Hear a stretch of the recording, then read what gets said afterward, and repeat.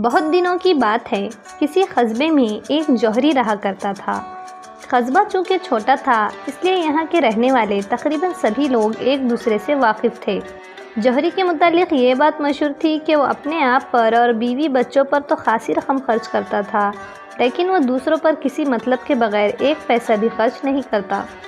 اگر کوئی بھولا بھٹکا فقیر اس کے پاس آ جاتا تو جوہری اس کو اس بری طرح جھڑکتا کہ بیچارہ بھکاری پھر کبھی بھول کر بھی اس طرف کا رخ نہ کرتا۔ کنجوس جوہری کے بہت کم دوست تھے۔ وہ اپنے دوستوں پر بھی پیسہ خرچ نہ کرتا بلکہ ان سے ہی کھانے پینے کی توقع رکھتا۔ چونکہ وہ باتیں بنانے کا ماہر تھا اس لیے کچھ لوگ اس کے دوست بن گئے تھے اور کبھی کبھی اسے کھلا پلا دیتے تھے۔ اسی قصبے میں ایک دھوبی رہا کرتا تھا۔ وہ جوہری کے بالکل برعکس تھا۔ اس کے پاس ضرورت سے زیادہ جو پیسہ ہوتا وہ دوستوں اور ضرورت مندوں پر خرچ کر دیا کرتا۔ جب شاہی دھوبی بیمار ہو جاتا تو وہ بادشاہ کے کپڑے بھی دھویا کرتا۔ وہ لوگوں میں بڑا دل عزیز تھا۔ وہ دھوبی تھا مگر لوگ جوہری سے زیادہ اس کی عزت کرتے تھے۔ ایک شام دھوبی کام ختم کر کے اپنے دوستوں سے گپ شپ کر رہا تھا کہ کنجوس جوہری کا ذکر چھڑ گیا۔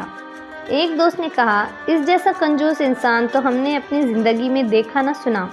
دوسرے دوست نے اس کی ہاں میں ہاں ملائی، اس نے آج تک کسی کو ایک گلاس پانی نہیں پلایا۔ دھوبی بولا، میں اس کنجوس جوہری سے چائے پانی تو ایک طرف رہا، کھانا تک کھا سکتا ہوں۔ تمام دوستوں نے ایک زوردار خیخہ لگایا۔ ایک دوست نے ٹانگیں پھیلاتے ہوئے کہا، بڑے بڑے 30 مار خان اس سے چائے تک نہیں پی سکے، بھلا تم کھانا کیسے کھاؤ گے؟ دھوبی نے کہا، آخر تم لوگوں کو میری بات پر یقین کیوں نہیں آ رہا؟ جب اس کنجوس جوہری سے کوئی چیز کھانا ممکن نہیں تو یقین کیسے آئے گا؟ دھوبی نے کہا، اگر میں نے اس سے کھانا کھا لیا تو تم مجھے کیا انعام دو گے؟ ایک دوست بولا، ہم سب مل کر تمہاری ایک شاندار دعوت کریں گے۔ دھوبی بولا، تو پھر ٹھیک ہے، میں کل دوپہر کا کھانا جوہری کے گھر کھاؤں گا۔ ٹھیک ہے، ہم بھی وہاں آئیں گے، سب نے ایک زبان ہو کر کہا۔ دھوبی رات دیر تک کنجوس جوہری سے کھانا کھانے کی ترکیب سوچتا رہا۔ آخر ایک ترکیب اس کی سمجھ میں آ ہی گئی۔ دھوبی نے اگلے دن ایک خالی ڈبہ لیا اور جوہری کے گھر جا پہنچا۔ اسے معلوم تھا کہ جوہری اس وقت دوپہر کا کھانا کھاتا ہے۔ اس نے دروازہ کھٹکھٹایا۔ کون ہے؟ اندر سے جوہری کی آواز آئی۔ میں ہوں دھوبی، تمہیں معلوم نہیں یہ میرے کھانے کا وقت ہے؟ جوہری بیزاری سے بولا۔ دھوبی نے ادب سے جواب دیا، معلوم ہے جناب، لیکن اس وقت میں آپ کے پاس ضروری کام سے آیا ہوں۔ کون سا کام؟ دھوبی نے کہا، آپ دروازہ کھولیے، ایک ہیرے کے بارے میں بات کرنی ہے۔ ہیرے کا نام سنتے ہی جوہری کے منہ میں پانی بھر آیا اور اس نے فوراً دروازہ کھول دیا۔ دھوبی کے ہاتھ میں ڈبہ دیکھ کر وہ سمجھا کہ اسی میں ہیرا ہے جسے دھوبی بیچنے آیا ہے۔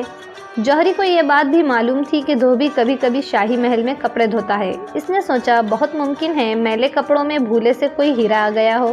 جوہری نے کہا، باہر کیوں کھڑے ہو؟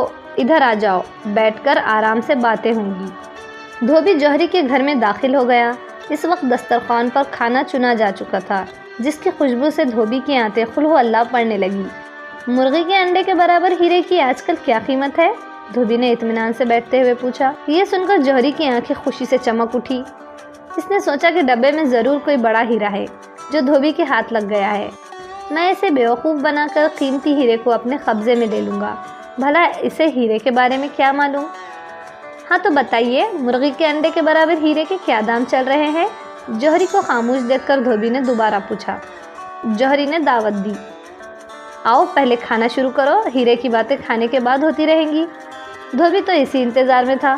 فوراً لذیذ کھانوں پر ہاتھ صاف کرنے لگا۔ پلاؤ، شامی کباب، شاہی ٹکڑوں اور گاجر کے حلوے کو جلدی جلدی حلق سے نیچے اتارنے لگا۔ جوہری نے اپنے دل میں کہا، کوئی بات نہیں بچوں، اڑا لو میرا مال جتنا اڑا سکو، میں نے بھی تم سے چند سکوں میں ہیرا نہ ہتھیایا تو جوہری کا کام چھوڑ دوں گا۔ دھوبی نے کہا، سنا ہے مرغی کے انڈے جتنے بڑے ہیرے نایاب ہوتے ہیں؟ جوہری نے چالاکی سے کہا، ہیروں کی قیمت آج کل گری ہوئی ہے۔ ایک زمانہ تھا جب ہیروں کے دام بہت چڑھے ہوئے تھے، لیکن جب سے نقلی ہیرے بننے شروع ہوئے ہیں اصلی ہیروں کی مانگ تقریباً ختم ہو چکی ہے۔ پھر بھی آخر اتنا بڑا ہیرا کتنے کا ہوگا؟ دھوبی شامی کباب منہ میں رکھتے ہوئے بولا، یہی کوئی 50-60 روپے کا۔